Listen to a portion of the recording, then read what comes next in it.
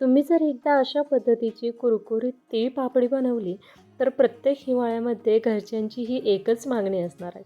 अजिबात कडक, चिवट, वातड कशीही होणार नाही. अगदी परफेक्ट अशा पद्धतीची कुरकुरीत तीळ पापडी, त्याचबरोबर तोंडात टाकताच विरघळणारी तीळ पापडी तयार करण्याची परफेक्ट रेसिपी आज मी तुमच्यासोबत शेअर केलेली आहे. बऱ्याचदा तीळ पापडी केल्यानंतर तिची चव कडवट होते. तसं होऊ नये त्यामागील कारणे हे सर्व तुम्हाला सविस्तर या रेसिपीमध्ये शिकायला मिळणार आहे.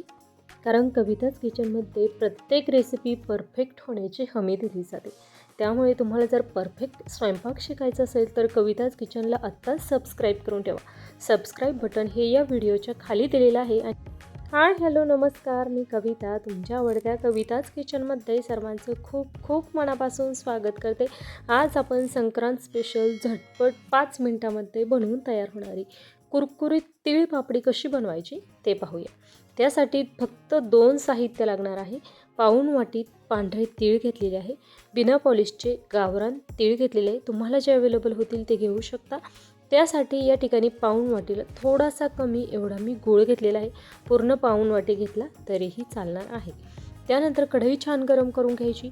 यानंतरची सर्व प्रोसेस तुम्हाला मंद आचेवर करायची आहे. त्यासाठी तीळ छान असे भाजून घ्यायचे आणि या 2 साहित्य व्यतिरिक्त तुम्हाला 1 चमचा साजूक तूप देखील लागणार आहे.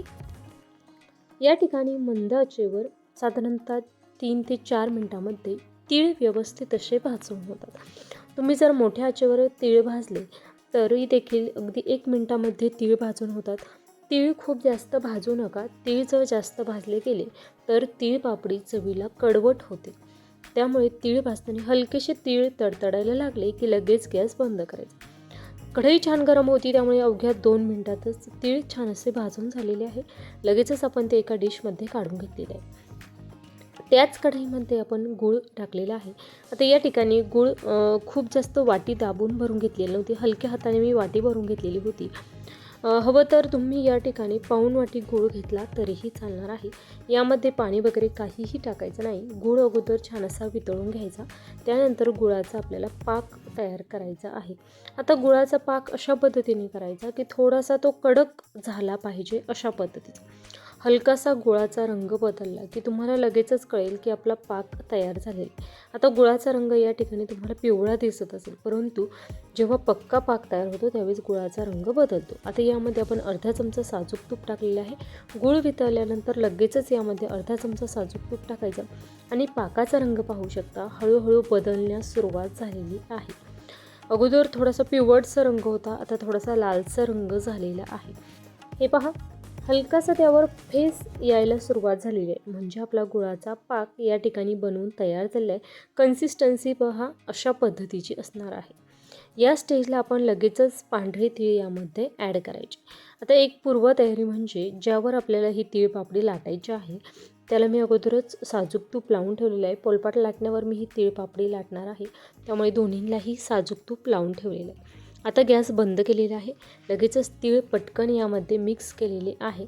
तिथून पुढची जी प्रोसेस आहे अवघ्या ते 3 ते 4 मिनिटांमध्ये तुम्हाला फॉलो करायची आहे. कारण हे मिश्रण गरम गरम असतानाच तुम्हाला तीळ पापडी तयार करायची आहे. आणि जरी तुमचं मिश्रण थंड झालं, तुमची तीळ पापडी लाटता येत नसेल तरी देखील काय करायचं याची एक महत्त्वाची टिप्स तुम्हाला या व्हिडिओच्या शेवटी मी सांगणार आहे.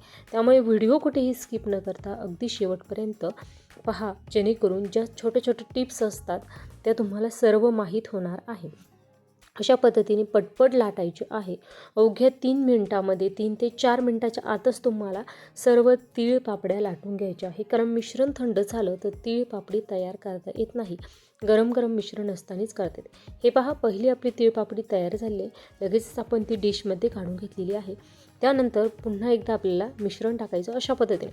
अशा पद्धतीच्या छोट्या छोट्या तीळ पापड्या तयार करा म्हणजे पटपट तयार होतील. या ठिकाणी लाटताना तुम्हाला पटपट लाटून घ्यायचं आहे जेणेकरून मिश्रण थंड होणार नाही. हे पहा, जेवढी जास्त पातळ लाटून घेता येईल तेवढी जास्त पातळ आपल्याला ही लाटून घ्यायची आहे. पाक छान असा तयार झालेला होता त्यामुळे या ठिकाणी तीळ पापडी देखील परफेक्टच तयार होणार आहे. आता पहिली तीळ पापडी थंड झाल्यानंतर ती बाजूला करायची, लगेचच दुसरी ठेवायची. खूप जास्त वेळात नाही, अवघ्या 1 सेकंदामध्येच तीळ पापडी पटकन थंड होते. तुम्ही किती पातळ लाटता ना त्यावर डिपेंड आहे. छान अशा पद्धतीने आपल्याला एवढ्या मिश्रणामध्ये 4 ते 5 तीळ पापड्या बनवून तयार होणार आहे.